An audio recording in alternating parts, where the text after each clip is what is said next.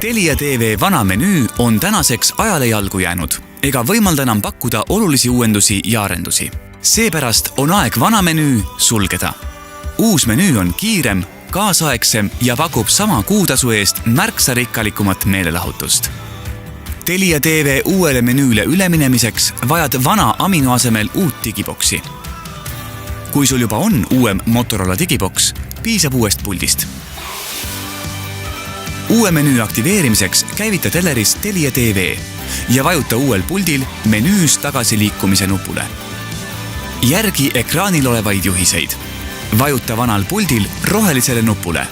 Sisesta PIN-kood ja vajuta OK. PIN-kood on vaikimisi 4-0.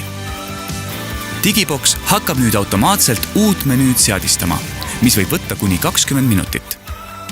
Uuel Telia TV menüül on vana ees mitmeid eeliseid. Näiteks lihtsam, kiirem ja ülevaatlikum kasutajaliides, uued tasuta võimalused ning tellitavad lisateenused ja suurem valik salvestatavaid kanaleid.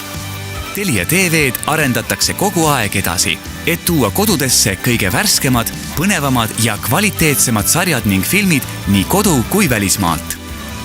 Rohkelt põnevaid elamusi uue Telia TV menüüga.